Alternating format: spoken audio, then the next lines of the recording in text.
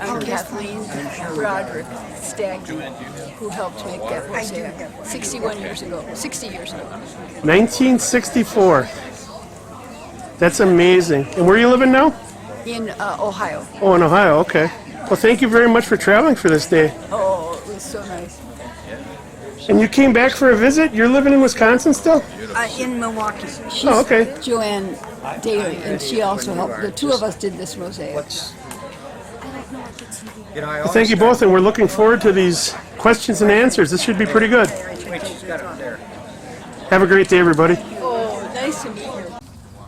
Well, welcome everyone on this gorgeous day to celebrate the homecoming of Sister Joanne Daly and Kathleen Stagney. We're so happy that you're here, ladies.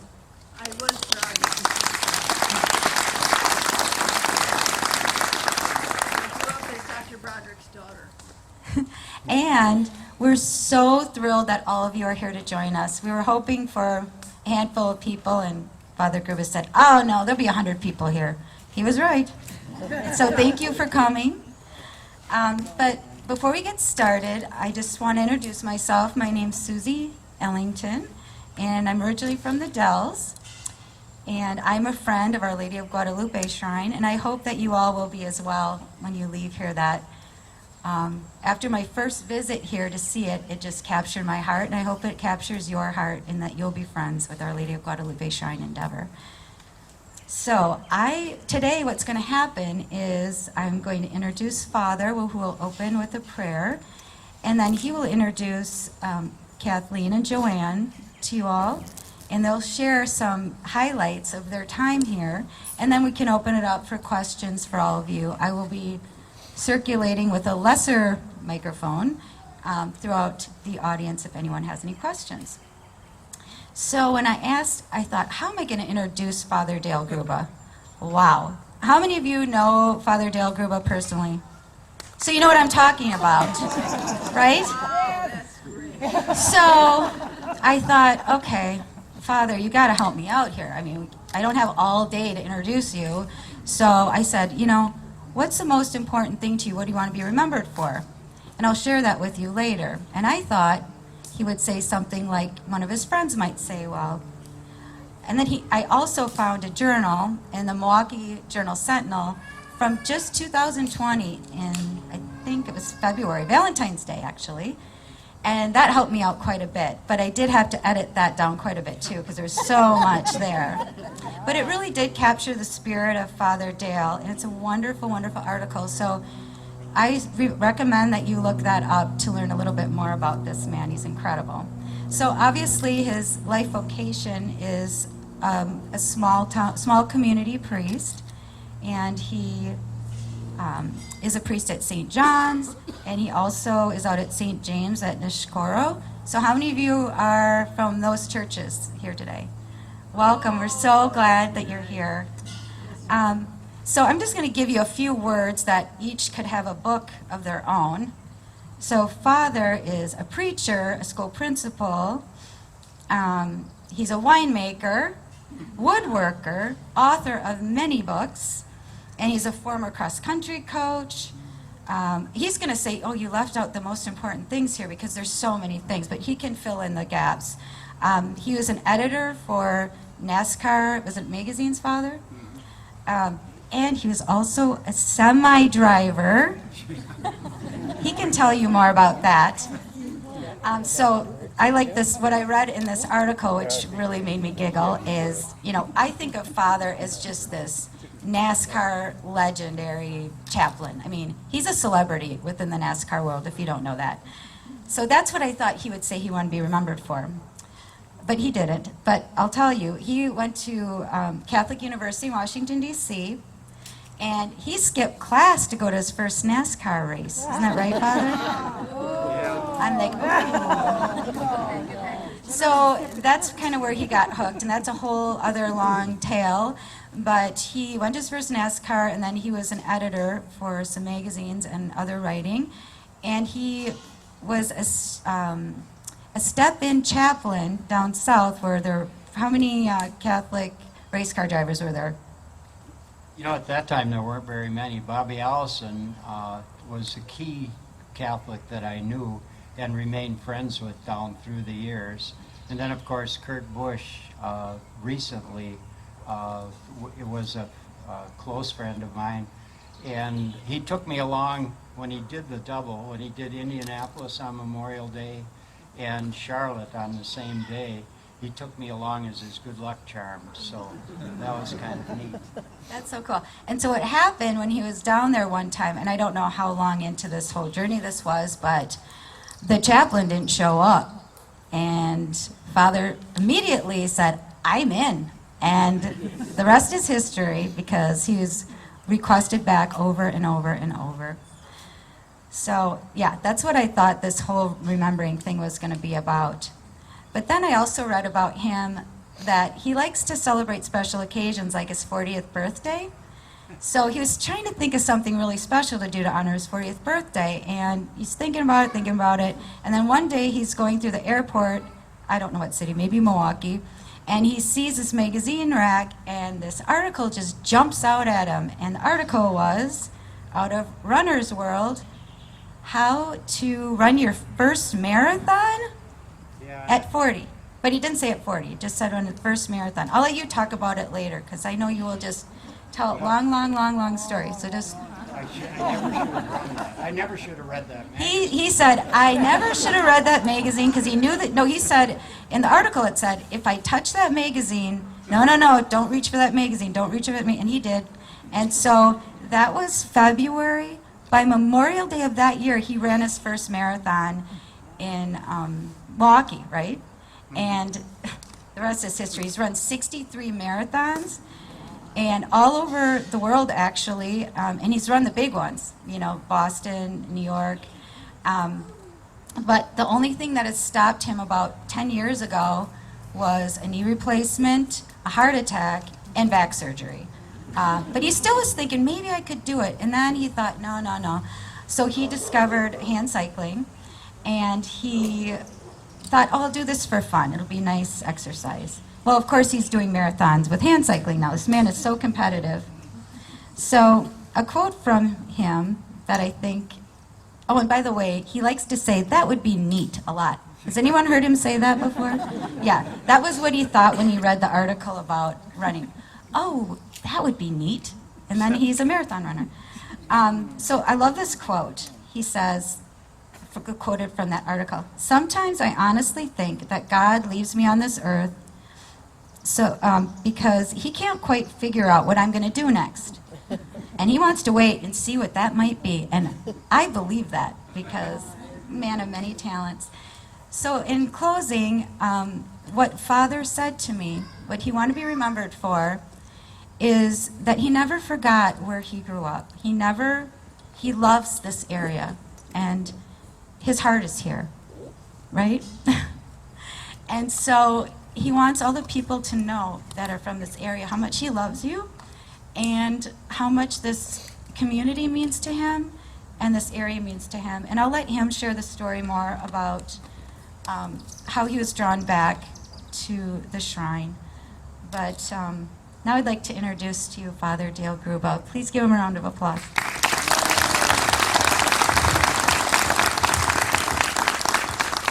Thank you, and thank you everybody for being here today. One of the greatest things I think that did happen in my life was just being born in this area. My parents owned a farm about 3 miles from here, and so St. Mary's Parish in Briggsville was my home parish, and also Dairyland Poultry. I don't know if Gene Cummings is here today, but Dairyland Poultry, which is on the other side of this metropolis endeavor, was where I worked for 10 summers before I was ordained. And somebody asked me the other day why I became the priest that I became in terms of just loving people and being with people. And I said, I think it was those 10 summers of being immersed in the community and getting to know people that kept me grounded and kept me a priest who is always interested in people. So, you know, I was thinking about this last night. This event is kind of like a boyhood coming back, you know, and being home. Yeah. With that, let us pray. Our Lady of Guadalupe, mystical rose, help all those who invoke you in their necessities.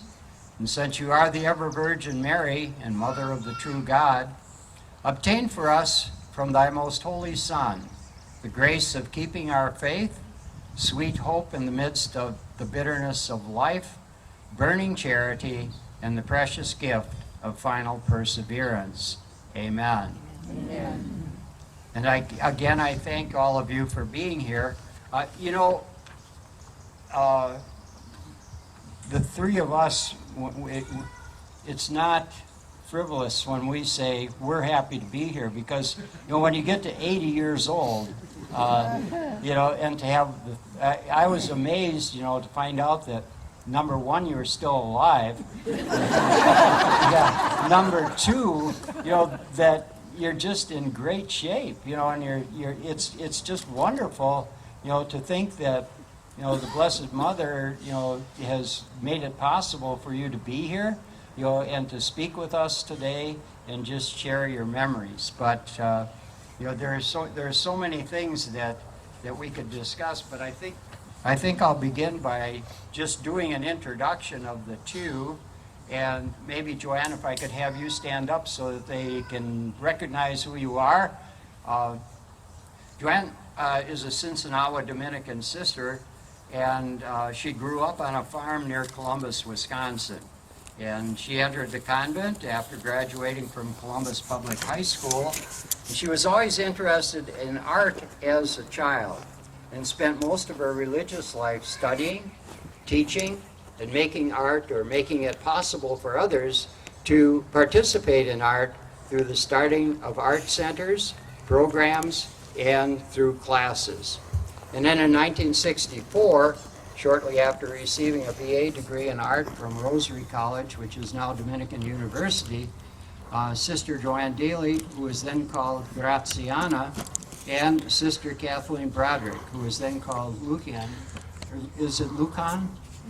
Lucan, were asked if they would do this mosaic that's behind us as a summer project, because at that time, you know, there were migrant workers in a lot of the different areas and farms around here in Endeavor. So they came here for the summer, and believe it or not, they put this whole thing together in a summer. Since that time, she has gone to receive an MA degree from Northern Illinois, DeKalb, Illinois, and her MFA from Rosary Graduate College, which is now Dominican University in Florence, in Italy. And she spent most of her religious life making etches, monoprints, collages, and mixed media pieces, and showing them in galleries in Italy, Western and Eastern Europe, Illinois, Montana, and Wisconsin. And she also taught grade school, high school, and some college level classes, and set up personal studios in Montana and Wisconsin, as well as creating art centers, galleries in Montana, Wisconsin, and Italy. And she was director of the community arts for the Montana Arts Council, and traveled 100,000 miles through that vast state, assessing and assisting in developing the arts in their communities. And she also traveled through Western and Eastern Europe and taught middle school in China. And currently, the Montana Art Gallery Directors Association will be touring 25 pieces of her Montana etchings and collages through Montana during 2022 and 2023. And it's made possible through a grant from the Montana Art Council.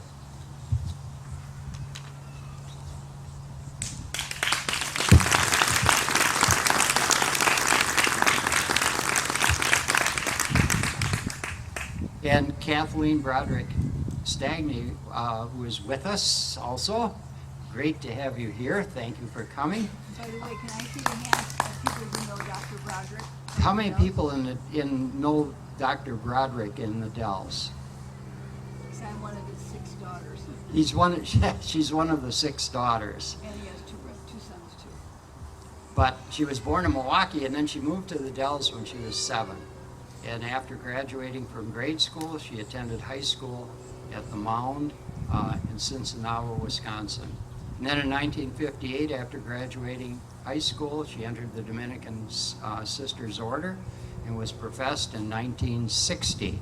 And then in 1964, she was called to come to Wisconsin on a summer break to help create this mosaic along with Joanne. And at that time, she was in her first teaching assignment in Winnetka, Illinois.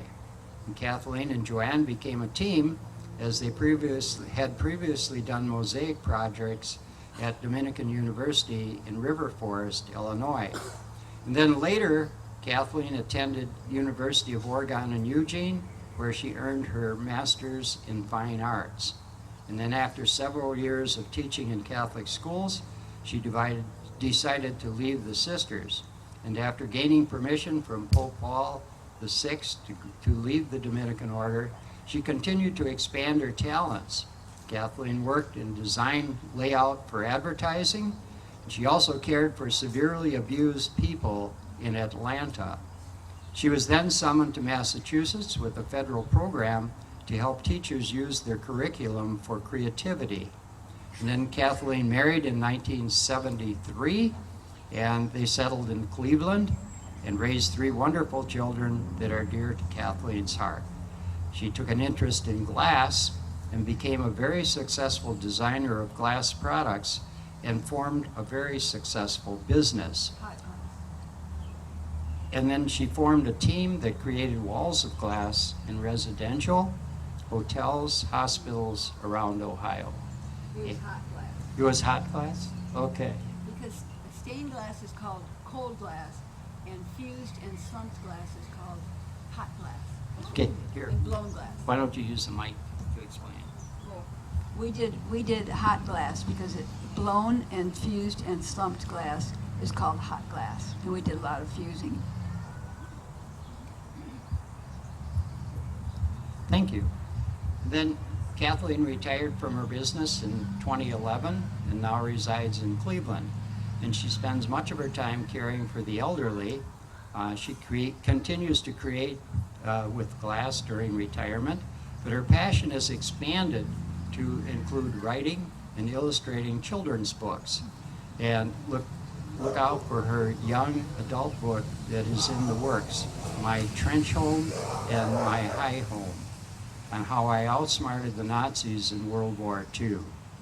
And Kathleen speaks of her gratitude for the blessings that she has received. God is always good, always helpful, always understanding, and she has a great devotion to God and to her religion.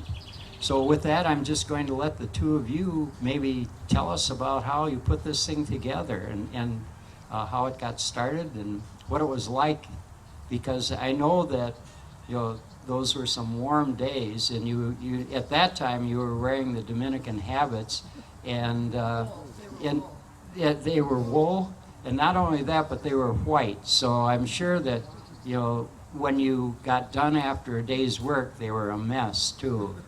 So I'll let you talk for a bit. My father referred to me as the Dirty Nun. I remember the first weekend we were working here, he and my mother and a cousin came to take me out for supper, and he took one look at, in the picture, I'm the one on the ladder with dirt up to my knees with the habit. He took one look at me and said, I think we'll go into a drive-in. But last night, we were guests of Susie and Jeff, and we're trying to remember when the last time was that we talked to each other than texting on phone. And it was here, making the shrine. We have not our paths have not crossed. She taught in Anaconda, I taught in Anaconda, but not at the same time. So we tried to remember how we got to know each other. Well, we studied at Rosary together and both majored in art. And then 3 years later, we were in the North Shore of Chicago. She was in Winnetka. I was at Northfield teaching 2nd and 3rd grade, and she was teaching 4th. My principal, whose name I forgot, was one of the founders of Endeavor summer classes here. And she was very committed to Endeavor and the summer school education. Our sisters, the Cincinnati Dominican sisters, in 1959 began responding to the needs of the migrant workers' children and provided education classes and religion classes during the summer. And she was running the program, so during that time, the shrine appeared. I don't remember when it was ready. 64, we were asked to come and do the mosaic. So both of us were getting help from our schools and beginning to collect tiles. And I was living in a place that a lot of people had Italian tiles around. And so we began our career in finding tiles for the shrine. And I'll let Kathleen tell us some more of our creative ways of finding what's needed for making the mosaics. Hi, I'm Dr. Broderick's daughter, one of them. Anyway, I have to say thank you so much for coming, every one of you. I know it was not easy to come on a work day, and it just really is very, very nice of you. More than I ever expected. And when we got here in 64, this was way bigger than I thought. I thought it was going to be a little mural like this. I had no clue. And so we started working on it, and I drew the design for it. And it was from a memory I had of the picture of Our Lady of Guadalupe talking to this boy, Juan Diego. And then one little boy came up to me. He was one of the children of the migrant workers. And the reason it was done here, by the way, was to honor the migrant workers' beautiful love of Our Lady of Guadalupe. It's a very strong tradition for them. And it was to honor them and to help them feel like they were at home, even though they were far away. Some were from Mexico, some Honduras, some Texas, some all different places. And they would come up here every summer and help the farmers. It's not done anymore, it's too bad, but it was wonderful. And the migrant workers were wonderful. And the kids would come and have school in the morning or whenever, and then they would have lunch. And then I don't know what they did in the afternoon, but we worked all day from morning, sun up till sundown, because it was the only time we could. We didn't have any lights out here. So this was so big when I got here. I was like, oh my gosh, Joanne, how are we going to do this? It's 30 feet high and it looks like it's 25 wide. What are we going to do? So then I drew the drawing on there, and then we started to get the more of the tiles. But in those days, in 64, the main tiles that they had in the world in the country were pastels, and we couldn't do the whole thing in pastels, so I called all the bars, because I grew up in the Dells, I knew a lot of the bar owners. I said, could any of you save your bottles from wines and beers and every liquor of any kind, even clear bottles? And they all agreed to, and so I went and picked them up. And then my mother came one day and she said, hey, you guys, because the Dells is only about half an hour away from here at the most. And so she said, what can I do? Can I bring you any help, you guys? And she said, what color do you need? And I said, we need amber. And she said, okay. So she went back to the Dells, to one of the best gift shops. And she picked out this beautiful hand-blown vase that had amber in it. And the guy was wrapping it up. It was expensive. the guy was wrapping it up, and he said, "Oh, Mrs. Broderick, could I just wrap this in a really nice box with paper and everything so it won't break on the way home?" She said, "Oh, no, that's okay. When I get home, I'm going to take a hammer and smash it up." That was my mom. She was amazing. And she also sent, she gave us those colors then. She also sent my youngest sister, who was in high school, and her best friend, Janie Field. Does anyone know the Fields from the Dells? Yeah, they were across the street from, they were next to us on Broadway. And they were right in the corner of Broadway and Capitol. And my best friend in school was Patty Trumbull, who lived a little bit further on Capitol. And so she and I think she moved to Madison or Milwaukee or something. But anyway, so that was good. And then after we got this started, a little boy came. I told you about him. He was a wonderful little boy. And he said, "What are you doing?" And we told him, and he liked that. And I said, "Oh, okay. Do you want to pose for the boy who's in the picture?" He said, "Sure." So I told him how to pose. I had seen the picture, and that's why I drew it like that. And he posed for it. And the next year when we weren't here anymore, he came and he said, "Look, that's me. I'm famous now. I'm in that mural." He was so proud of himself. So anyway, and then I guess that's it. And then after I left, he said, after I left the sisters, which you had to, in those days you had to write to the Pope to get a dispensation. And the Pope said, "Yes, you really should go." I told him how many bars I knew about. Not really. But anyway, so the Pope was really very, very kind, and he sent me a letter back saying that, "Yes, I do release you from your vows."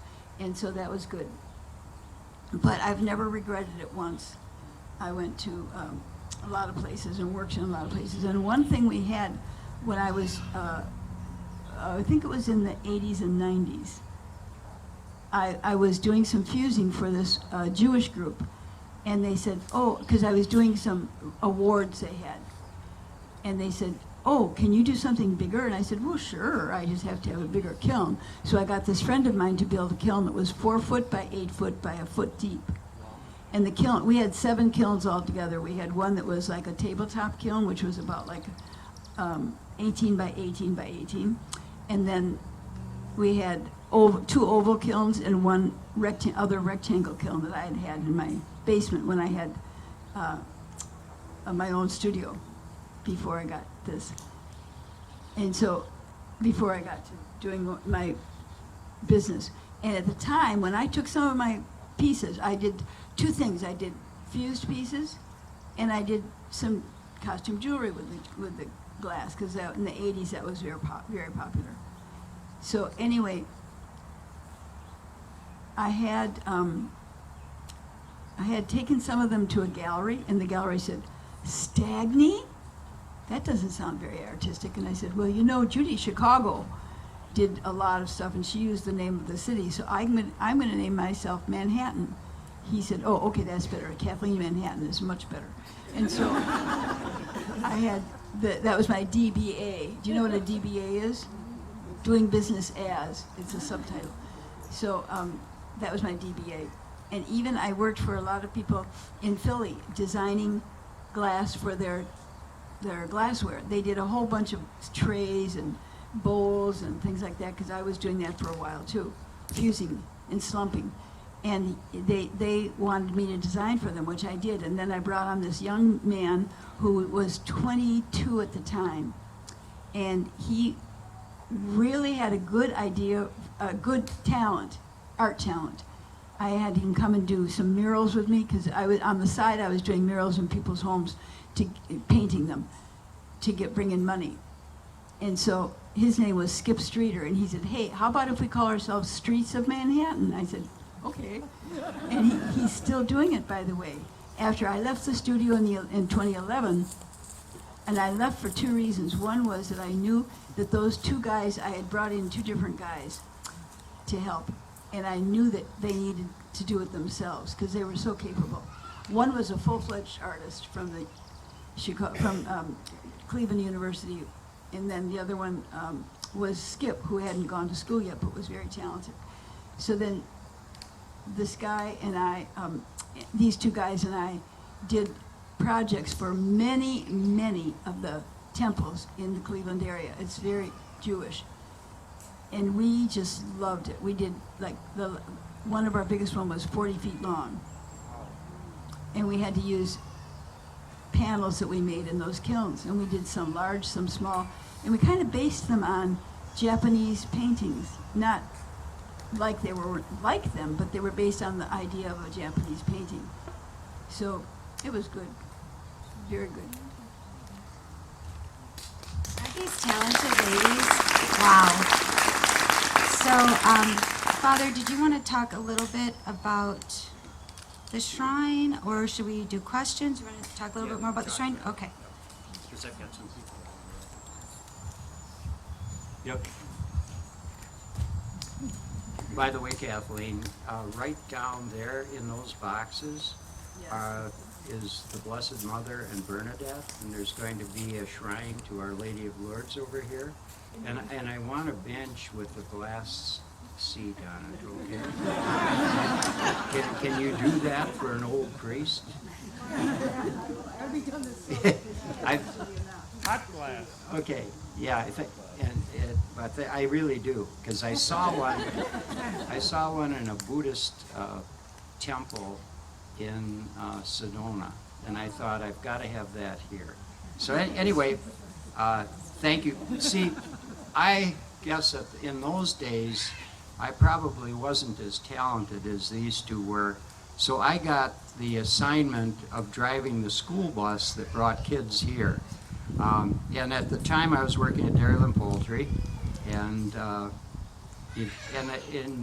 when I was working there, I would get up and start work at 3 o'clock in the morning. I'd work there till 7. Then I'd drive school bus till 9, and then I'd go back to work down there, and then I would drive school bus from 3 to 6 and go back down there until about 9 o'clock at night, so 10, something like that. But at any rate, I have 2 stories that I remember about driving those school bus. And one was, we would pick up all the kids from all the migrant camps in the area. And of course, you know, when you're working those kinds of hours, a lot of times you just get a little sleepy when you're driving.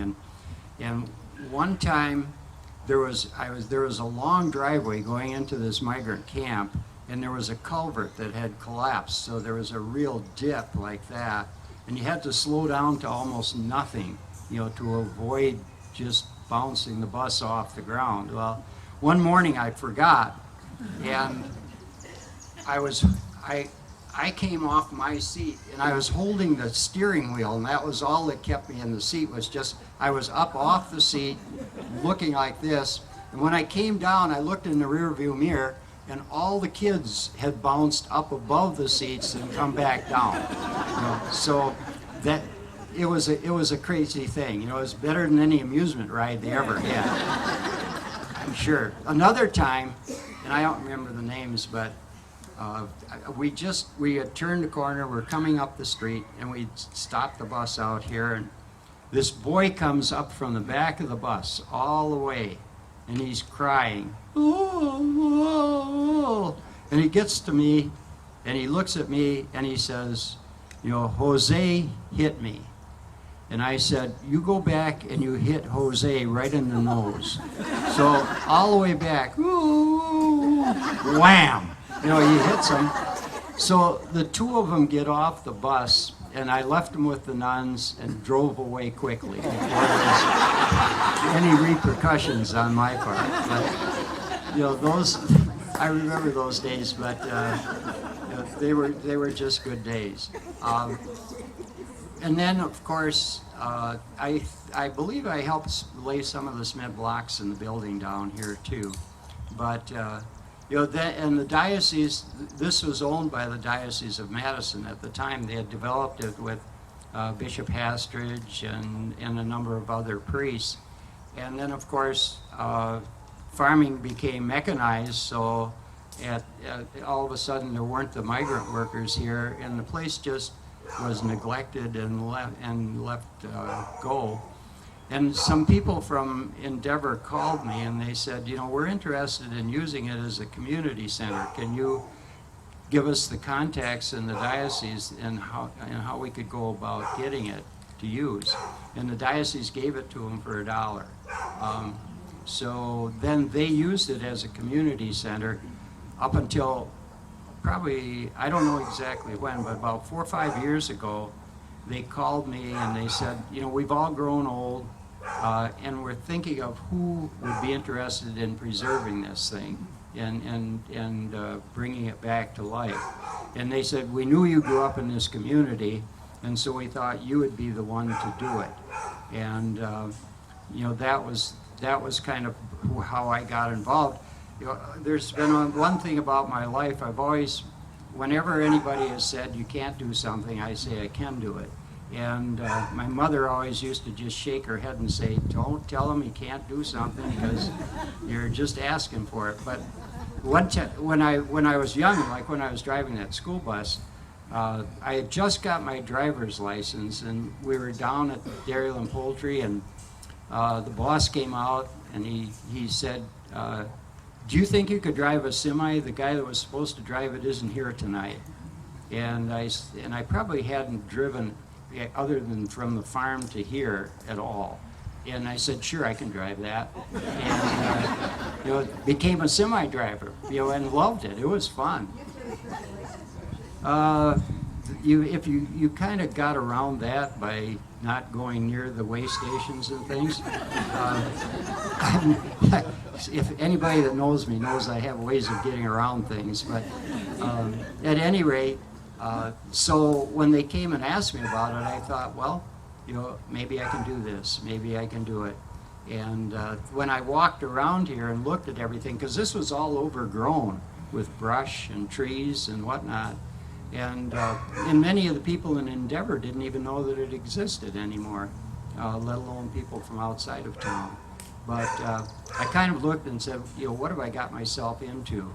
And then Susie and Craig Hilliard are here. I know if wave wherever you are so we can see. They're right there. On Friday nights, I always ate at Pheasant Inn, had fish, had my own table, my own waitress. It was really a neat deal. But at any rate, I would always, there were always people coming and going, and John Van Wee, who owned Dell's Lumber, was one of the people. And one night I said to him, would you be interested in another project? And he said, well, what is it? And I said, it's the shrine over at Endeavor. And so we got together. He came out here, and I'm going to let Susie tell the story, or Joanne tell the story of what happened when he came out here. But he took a deep interest in it as a result. And then he was the person that really pulled together the crew that has done so much here. But one of the people is Tom Luke, who owns the Wilderness in the Dells. And the first thing that we had to do was put up, so on the back side, all the cement blocks had fallen apart, and the thing was just almost in collapse. In fact, John and Glenn Schultz, who's sitting over there, are the people that really engineered the project and saved it from collapse. And we put iron beams in to begin with, then we put a coat of cement about 2 inches thick over that. Then we built another cement block wall and poured cement down in between to give it the structure strength. And then after that, there's new stucco on the building itself. Plus the mosaic had pulled about 3/4 of an inch away from the cement block, so we had to drill holes in the mosaic and then pump epoxy in behind it to glue the mosaic back to the cement block structure again. So there's been a lot done, and Tom Luke, the first summer, gave me $40,000 to just make the thing stand, and then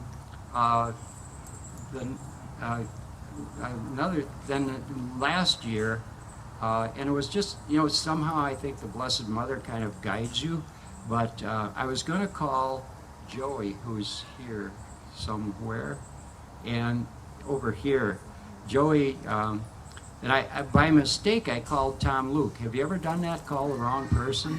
So anyway, I thought, okay, what am I going to talk to him about? So we talked about business in the Dells and the pandemic and so forth. And then Tom said, how much is it going to cost to finish this project up, this shrine?